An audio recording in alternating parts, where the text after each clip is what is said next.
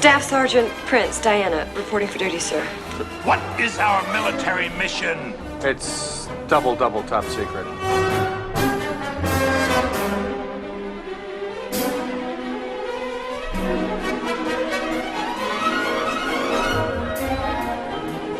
The Hollywood Guard.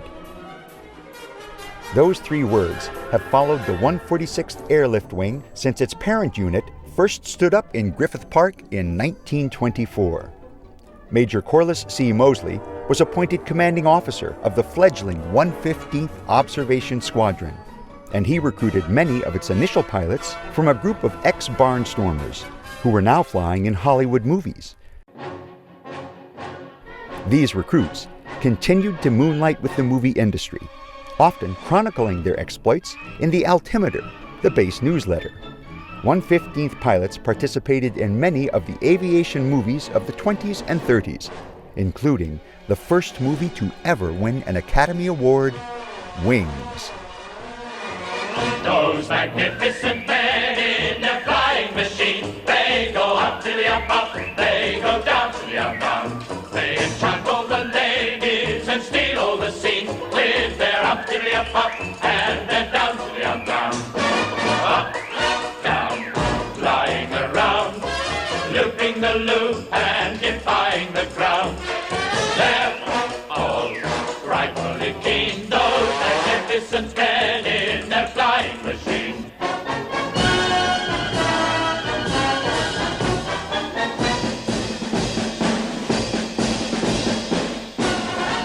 Those magnificent men in their flying machine, they go up to the up, they go down to the down. Those magnificent men, those magnificent men, those magnificent men in their flying machine. The end of World War II brought an end to the 115th stays at Griffith Park, and in October of 1946, the squadron was relocated to Van Nuys.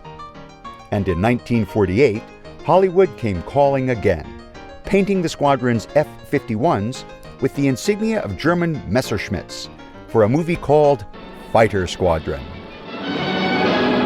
Yes, those dashing fighting sons of thunder are on the way, streaking a bolt of American lightning across the skies. These are the men who fly faster, dive harder, shoot straighter, as they zoom into action on fighting wings with a new kind of adventure. Over the next 2 decades, the 146th and its attached squadrons were reorganized many times, flying everything from F-51s and B-26s to F-86s and C-97s. But through it all, one thing remained constant: the desire of Hollywood to use our base and planes for film and TV shows.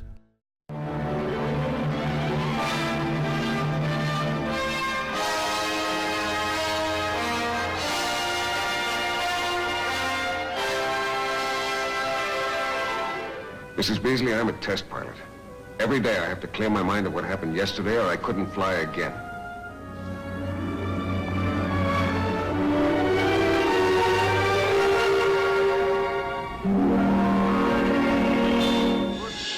The Three Stooges in orbit.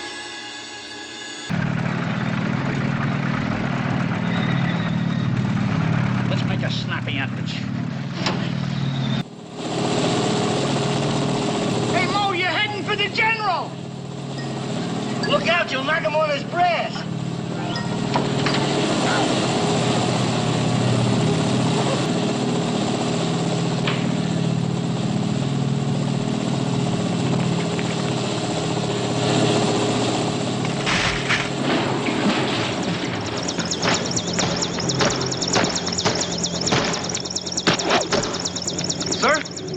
I wish we could do.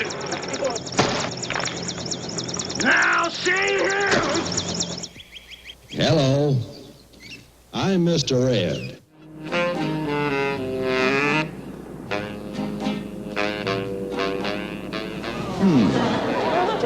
Wonder what that sign over there says. I'd better get closer. Left my reading glasses home. Obsolete. Guess they won't mind if I take that one.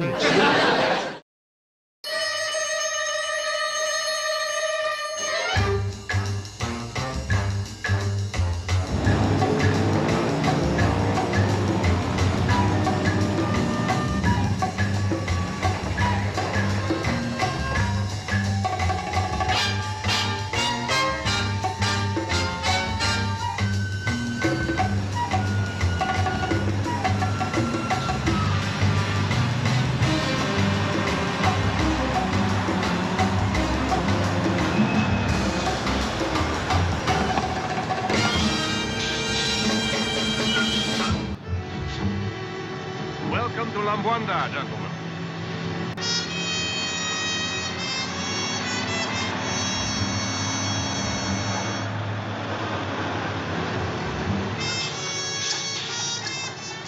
I wonder if all the security is to keep people out or us in. I'd say both. But the appearance of our base and planes on screen wasn't the only reason we were the Hollywood Guard. Many members of the 146th worked in Hollywood full-time, as everything from photographers to composers to assistant directors. And even one of the original Disney animators also flew with the unit during the 40s and 50s. When you wish upon a star, makes no difference who you are. Anything your heart desires will come to you. If your heart is in your dream, no request is too extreme. When you wish upon a star, as dreamers do.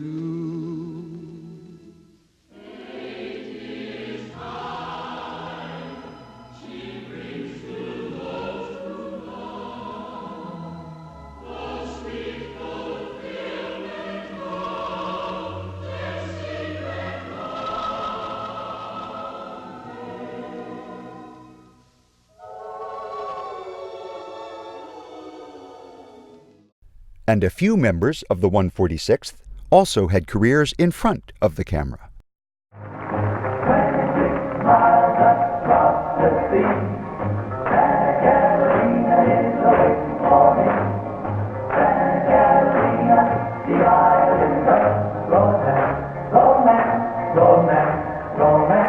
My name is Bruce Belland, and I went to Hollywood High School, and while I was a student there in the 50s, I and 3 other friends of mine from the school choir formed a vocal group for the high school talent show. 26 miles away, resting in the water, and we got lucky with some hits through the 50s and 60s, a song called 26 Miles Across the Sea. I was a big man yesterday. Next thing we know, we're driving new Corvettes and traveling all over the country and on Ed Sullivan and American Bandstand and Ozzie and Harriet, and really flying high. And as was the case back then, every guy our age had to deal with something called the draft. So here I was with orders to report to Fort Ord when we had a nightclub engagement in Washington, D.C., and visited our congressman there and told him our plight.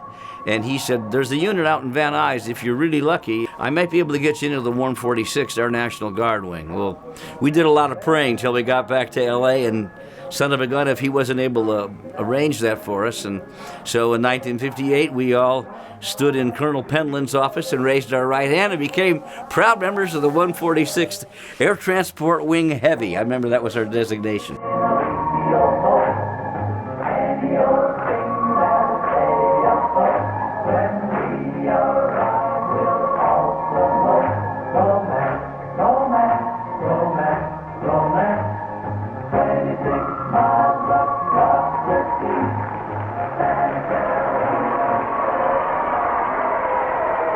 Wonderful. Gentlemen, thank you very much, and bon voyage. We'll see you in a little while. But Ed Cobb, the other original 4 Prep who was in the unit with us, our big tall bass, he wrote a song called Tainted Love, which is a big rock hit. Sometimes I feel I've got to run away. And he produced a lot of big acts, Fleetwood Mac, Pink Floyd. The pain you drive into the heart of me. One of the guys in the four Preps from Hollywood High, Glenn Larson, went on to produce Battlestar Galactica, McCloud, To Catch a Thief.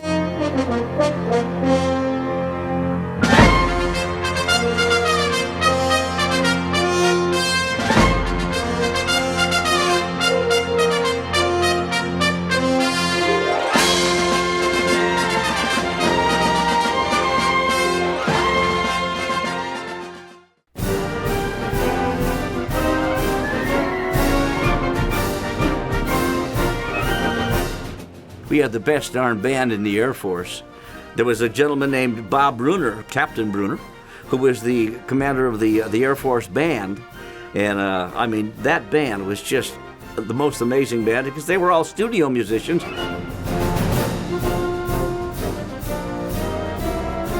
Bob Bruner, Captain Bruner, and I became colleagues at Disney Studio, where he and I together worked on the scores of about a dozen Disney films. The computer wore tennis shoes and a twinkle in his eye.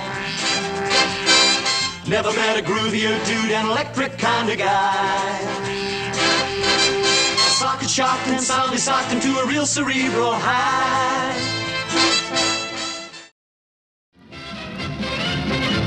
They took the blue from the skies and the pretty girl's eyes and a touch of old glory's hue.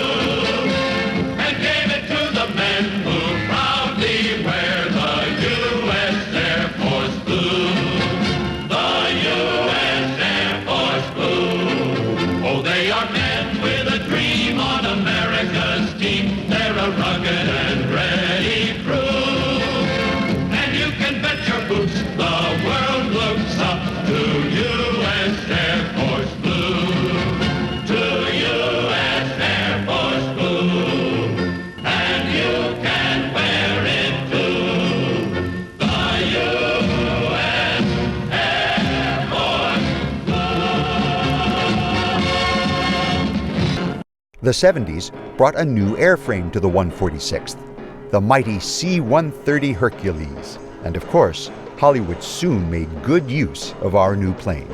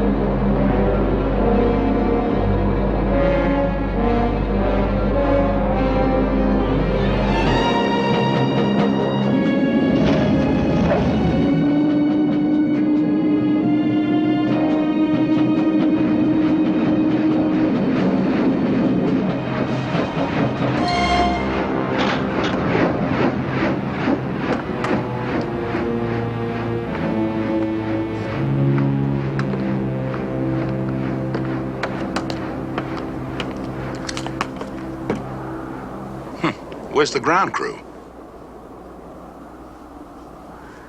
There's not a soul in sight.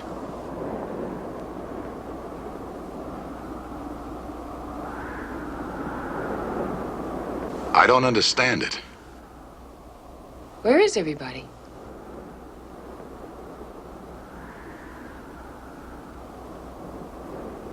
Do you hear anything?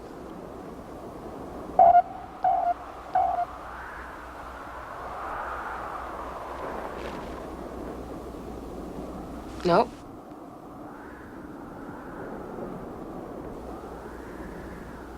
Michael, where are all the people?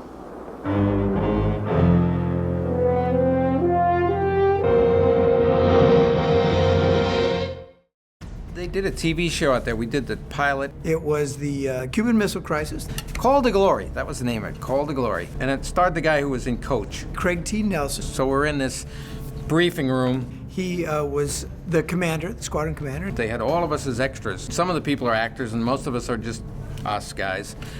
And he's telling us about this mission. And he says, you know, this is a great mission, men, and it's very dangerous, and, you know, it's only going to be volunteers. It's very important to our country. The freedom of the world relies on this. If you don't volunteer, it won't be held against you. So I need to know who will volunteer for this dangerous mission. Now, let me make it clear that this is a whole new ballgame. We're going to be going in there with such regularity, we'll probably get it from conventional anti-aircraft. If they're any good at all with those SAMs, we're going to find out in the worst way. So I'm only asking for volunteers on these flights, and if you decline to volunteer, I will not allow it to affect your military record. Is that clear? Yes, sir. All right, who volunteers? And nobody puts their hand up. Nobody.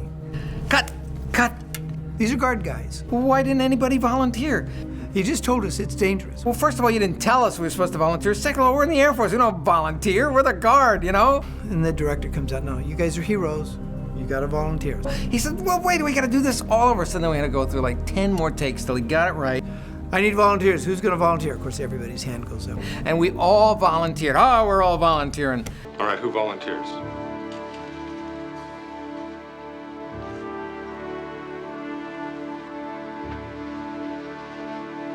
Gentlemen, I salute your courage. Good luck to all of you. Gentlemen.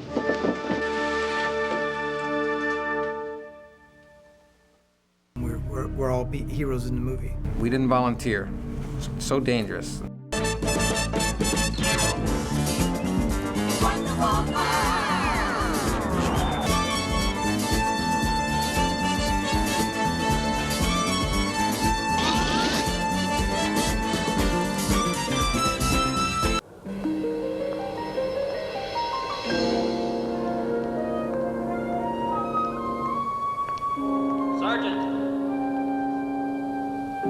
Sergeant Prince! There's something in here you should have a picture of.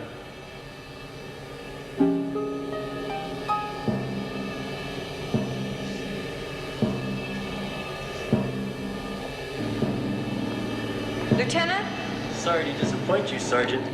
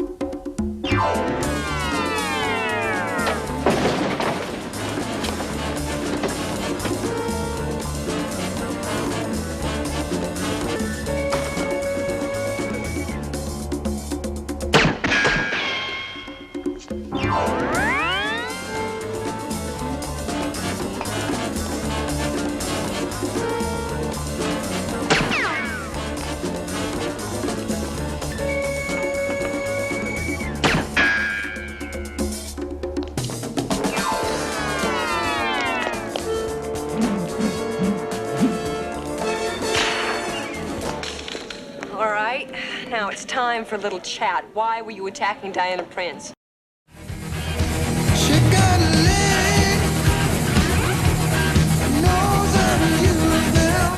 In the 80s, the legend of the Hollywood Guard stood tall on its own 12 legs. Well, should I just introduce what I'm starting to talk about? I'm one. She's the closest. I'm actually the third one. 1, 2, 3. I'm the fourth one down if you go that way. Yep. I'm the one with the fattest legs. Let me have another sip of this. Thinking back on it, I'm not exactly sure who came up with the idea. Okay. I'd like to think it was me, but I'm not positive it was. Hi, I'm here to talk about the development of the Hollywood Guard poster. We had a yearly tactical competition. Volant rodeo. But in the evenings after the competition, you want them to know we were there. Various units would host a party. We'll sponsor a night back there. We'll do the Hollywood Guard. Hey, we need to have a poster. So we got permission to go up to the Hollywood sign. To grab several of the girls on the base. We collected some girls and said, you got to wear skirts. Just show our legs and stuff. The garters came up at the last minute. And the whole idea just kind of started coming together. And I saw there was a garter hanging in a pickup truck on the rearview mirror. I go, oh, wouldn't that be awesome? We got to have those. So she and I had to run around the base looking at everybody's car, stealing as many garters as we could find. Of course, then it was okay. Probably wouldn't go now. Oh, no, I wouldn't go. No, come on, no. So, Dennis got us a... confiscated a van and off we went. So we found several different locations. We shot pictures in swings. So we tried a few things and that didn't quite work. And as we were driving up this dirt road, Dennis Goff says, oh, stop, right here, right here. So I lined everybody up very carefully. It was an embankment, a dirt embankment. We had a lot of problems because the high heels were sinking into the soft dirt.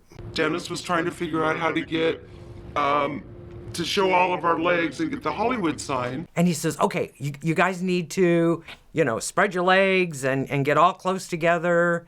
Then we had to adjust skirts just right and get everything correct. So he laid under our legs. He's laying on the ground taking a picture. And trying not to show privates. Yeah. When it comes down to it.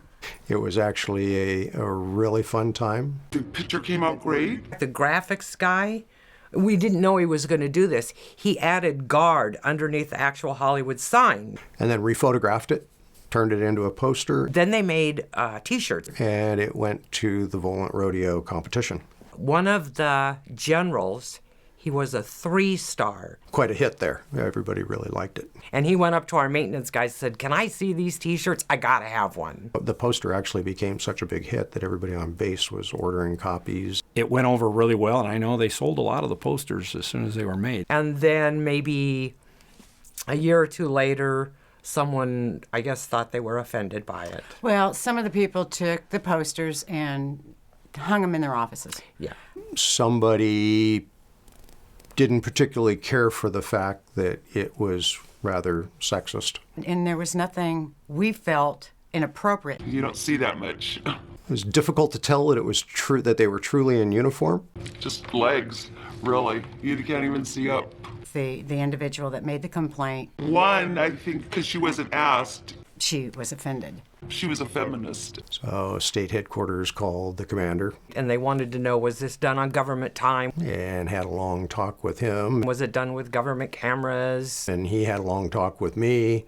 Any of the signs or posters had to be taken down. And we all just kind of put it in the locker for a while. But you can't take away an image when it is part of the history. You can't change that. The poster was hidden for a short period of time and then slowly started working its way back out. That poster's 31 years old, and there are still people who want to buy the poster. It's back. They even want us to sign it. So, no, my legs have never been asked to be in any other shots. On that one day of the millions of people in the armed forces, I was probably one of the luckiest. But it is great, and people still want it, and that's what makes it special. She got a leg, knows how to use them. She never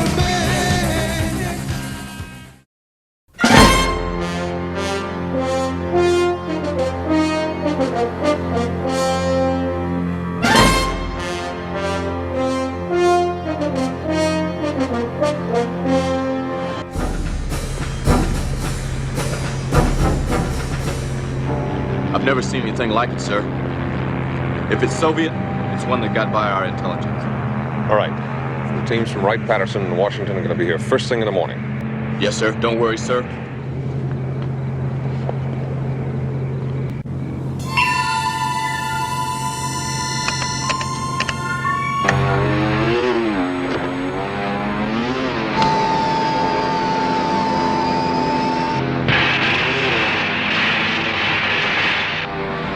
Get some lights out here! How do you know? What's happening? Xavier's draining energy right off the base generator.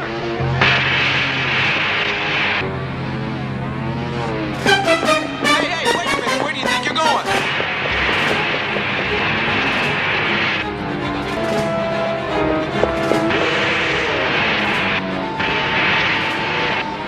Stay here. I'm coming with you. No, you have to cover me. All right.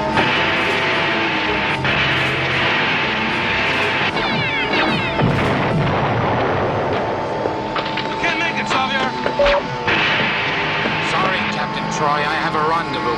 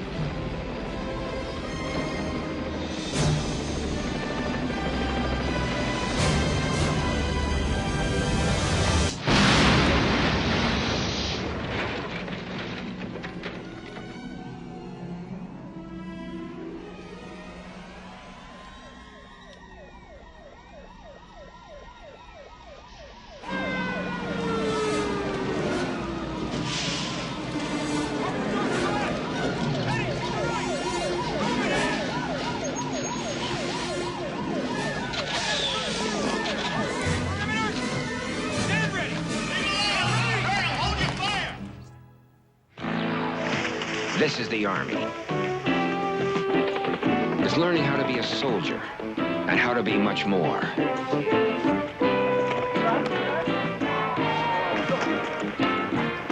It's cold streams that chill your bones and a hot meal to warm you up. It's softball and rope bridges. It's 100 ways to prove yourself. This is the Army. If you'd like to be part of it, call this number toll. All right. What are you taking? I got these from Elmo. I told them I get sick when I fly. I think they're Dramamine. These are almost microdots. That's acid.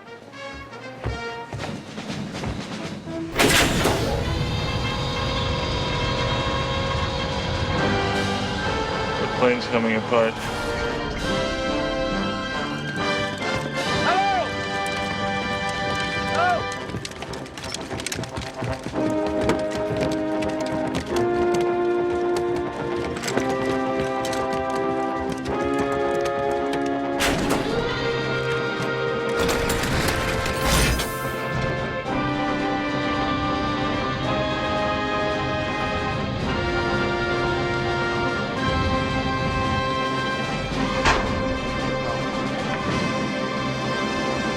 Captain Hollister, Special Operations Group. Who are you? I'm Major Dodge. Captain DeSoto. Pleasure to meet you, Hollister. Heard a lot about you. Intelligence? Some.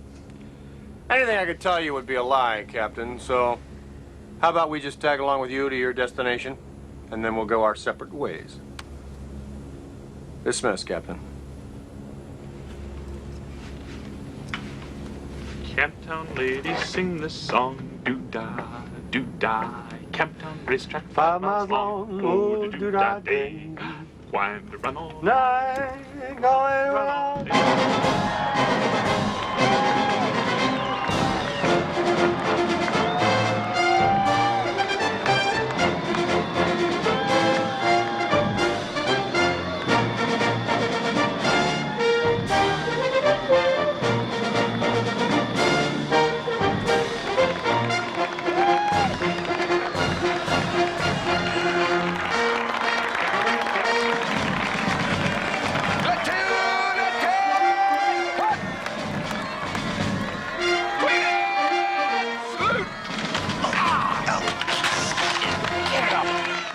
Clint Eastwood and his production company wanted to do Firefox here at the base, one of the things that they wanted to have was one of our hangars. I remember being out there on the set that they made of the actual jet that they had out there in the hangar.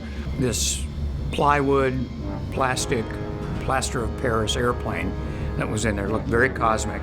Everything they did looked so realistic. Had a Volkswagen engine that powered it to move it. I didn't get a picture taken with it, but I should have. Some of our technicians worked as extras. And then I was a mad Russian scientist for Firefox. A lot of us were. They had to use a diversion. When Clint Eastwood stole the airplane and drove out of the hangar and started blowing everything up, we were the people that were being blown up. Anyway, they're going to do this shoot, and I know what they're going to do, and I don't want to be around. They actually light a fire inside of a locker. A real fire. And that was fascinating to watch. And we had just painted the hangar with polyurethane paint, white, beautiful. Now, a lot of special effects can be controlled, but heat from fire is not one of them. And when they did that, the fire got rather large and kind of burned up the top of the hangar. The next morning I come in and I see about 20 square feet of paint blistered and burned off the inside of the hangar. They ended up having to, the studios had to come back in and repaint the whole inside of the hangar because of that.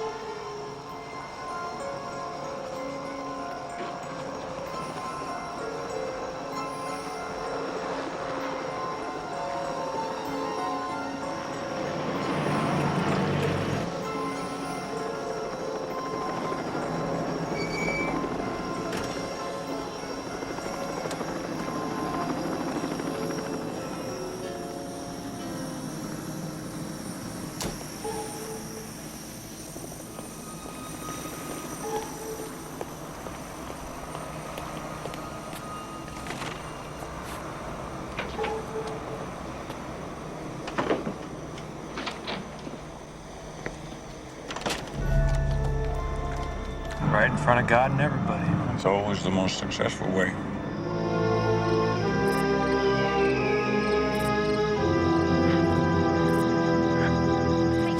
Starling, we know who he is and where he is. We're on our way right now. Where? Calumet City, edge of Chicago. We'll be on the ground in 45 minutes with HRT. Oh, that's great news, sir, but how? Johns Hopkins came up with some names. Subject's name is Jamie Gum, a.k.a. John Grant. Lecter's description was accurate. They stopped a carton 2 years ago at LAX. Live caterpillars from Suriname.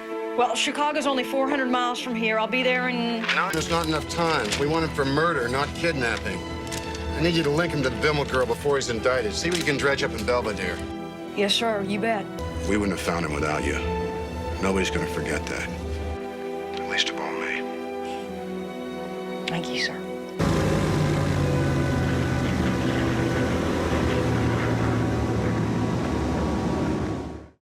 And in 1986, the 146th went from being a location for movies to the subject of its own movie. In 1961, almost 62, President Kennedy was getting hassled by Khrushchev, and the Berlin crisis heated up, and he decided to activate some units, one of which was the 146th Air Transport Wing Van Nuys. So from being on the stage at Caesar's Palace in Vegas and on the Ed Sullivan Show and so forth, we were suddenly airmen in the 146th full-time on active duty. And I was in charge in terminal services I was in charge of the honey bucket, which is you slide in under the belly of the plane and throw open the hatch and empty the latrines. So that was my duty during the day, and I would then get on in my stained and dirty and smelly fatigues into our private plane, fly to Las Vegas, strip out of my fatigues, jump in the shower, throw on a $500 black mohair tuxedo, and stroll out on stage at Caesar's Palace as an STAR. Little did they know that in another 8 hours, I'd be back at the base emptying the latrine from the C-97s that had just flown in with 200 men from Tokyo. And I was determined at that time, I thought there's got to be some kind of movie, some kind of drama in here somewhere. I'll never forget the summer of 1961. I was a struggling screenwriter working for a magazine while I peddled my scripts at the studios. There was a lot of tension in the world then, just like there is now. And there was a military draft. In order to avoid it, a lot of us who worked in Hollywood joined the Air National Guard. We thought we had it made.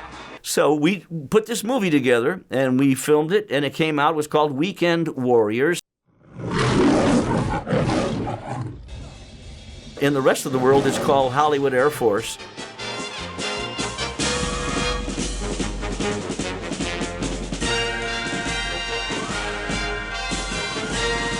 All the characters in the movie, most of them were based on actual guys that were in the unit with me. This is Mort Cyblinski. He was a studio makeup man, but between jobs he paid his way by putting pancake and powder on some of the most famous faces in Hollywood. After they checked out, Cyblinski was known as Movieland's mortician to the stars. Big Phil McCracken. He was an unemployed actor who took up boxing to get in shape, and he got so good that he was about to fight for the California State Championship. McCracken had a great big heart, great big muscles, and a tiny little brain. A hot young singing group, the Pledges, even chartered a plane to get to the base from Vegas. Like the rest of us, they were hard-working, industrious guys. Here's that great humanitarian, Sergeant Elroy T. Burge. One thing you could say about Burge, he may have been mean, but at least he was ugly. Lloyd Bridges, bless his heart, played our commanding officer. If Balljoy pulls a full in-depth inspection, our ass is grass. We sure as hell don't want to end up on active duty for the next couple of years. No, sir. And I called the unit involved in the movie itself the 73rd. I just took the 146th and I cut it in half because my answer was, half of what I did was true. The 73rd is full of every half-baked Hollywood weirdo that ever set foot on a soundstage. I recently got a letter from a professor of cinema studies at the University of Milan in Italy saying, I'm writing a book and I'm teaching a course about the cult comedy favorites of the 80s, of which your movie is the #1 cult favorite here in Italy. Thanks for the memory of rainy afternoons, swingy Harlem tunes, motor trips and burning lips and burning toast and prunes. How lovely it was. You know, when we were at Van Nuys, the Bob Hope Christmas show would leave from our ramp. And prior to them getting on the aircraft, they would actually do a little show for us. Correct. It was a lot of fun to watch. They'd have like a platform out there, and they do a little mini show for us. My only Bob Hope story is that I never got to see him. I thank you so much.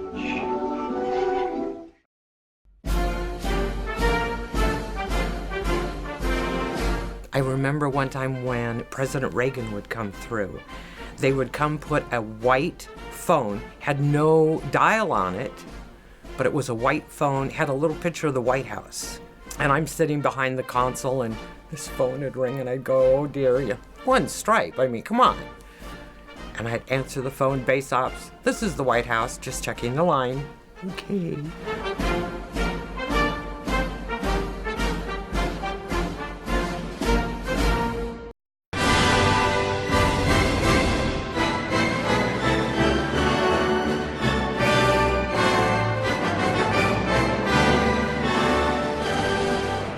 The end of the 80s brought yet another major change to the 146th as they moved from Van Nuys to their new home at the Channel Islands Air National Guard Base.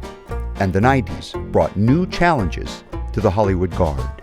By the 90s, we had some unfortunate instances. We had a couple issues with some inspections. We failed the ORI twice. We didn't pass. It was heartbreaking. And so they had a change of leadership. They brought a new wing commander from off base. And the Hollywood image got blamed on that. He kind of blamed the Hollywood Guard image on the problems we had in the ORI. Maybe that Hollywood thing is causing them to be a little bit too easygoing. And they said, okay, no more Hollywood Guard. You know, we need to let go of the Hollywood Guard. It's the past. The Hollywood image just kind of disappeared. And you need to move on. You need to be a professional. Okay, we're not part of it anymore. Cut it. It's no more Hollywood Guard. Hollywood Guard became no longer visible. They didn't want that image. Right. We couldn't wear any of the patches, any of the hats, any of the scars that we had. It was kind of forced off to the side. We couldn't be known as Hollywood Guard anymore. It was heartbreaking. It was tough. The unit was changed to be much more Guard and Air Force-like, much less Hollywood-like. So it kind of went hush-hush for a while. The people never changed in the wing. And there was still talk. So it went underground. It was still there. And it still was alive, but we just didn't show it to leadership. So, yeah, we've gone up and we've gone down. We've been suppressed. It's come back up. It always was there. You can't kill history. That Hollywood Guard seems to have come back. I think we're great. Hey, it's not a bad thing. It's us. It's a good thing. And I don't think that they'll ever be able to take away the Hollywood Guard. But despite our new location and an ever-increasing ops tempo, Hollywood still came calling.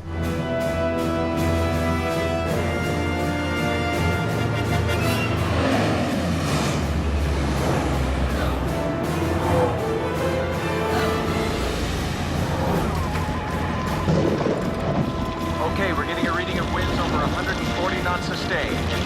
Looks like a Category 5.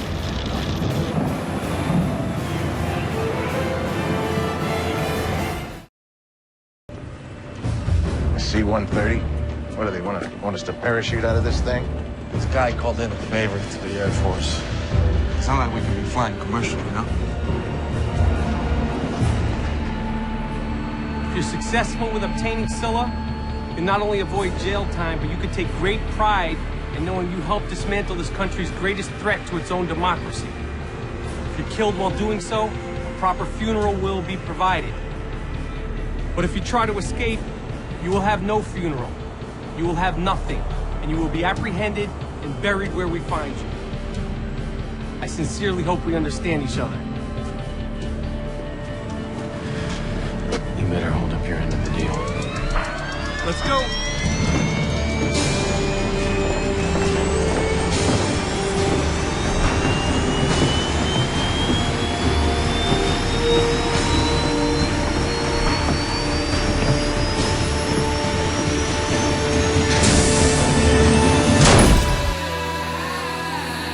Mr. Bloom, can I just say that working with you has been absolutely a dream come true, like a magnificent one. And ma'am, pretty amazing as well. Thank you. That you're married to him. Unbelievable. He is unbelievable.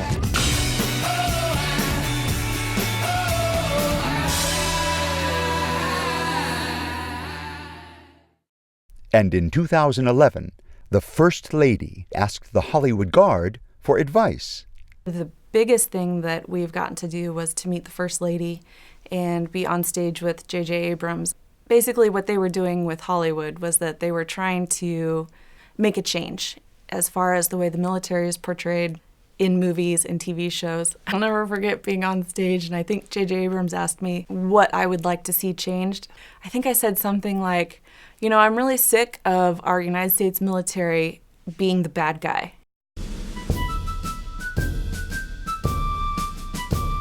No, I think it's extremely important. It was always a fond memory. It's just something really special nobody else gets to do.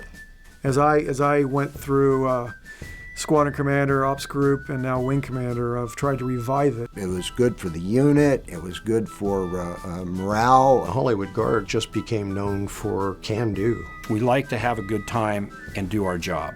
Maybe not necessarily following all the Air Force regulations. Everything that this wing has been through. We could accomplish just about anything, anytime, anywhere. All of the the wars, the conflicts, the type aircraft. And still have fun doing it. Is part of this wing's history. You cannot change that. Anything that was ever thrown at us could be done and done extremely well. It was work hard, play hard. It was work hard and party hard. It can't be stopped. It's a positive heritage and part of our history at the 146. We need to embrace it. We have new guys that come in. It's got to continue. And I want all those new people coming in to learn the history and be just as proud of it as we are. We don't want it to die. As long as we go out and do our job and be professional, there's no problem with being known as the Hollywood Guard. But it's still referred to as the Hollywood Guard, even out in active duty. It's time for it to come back. That's who we are, and that's who we should be known as.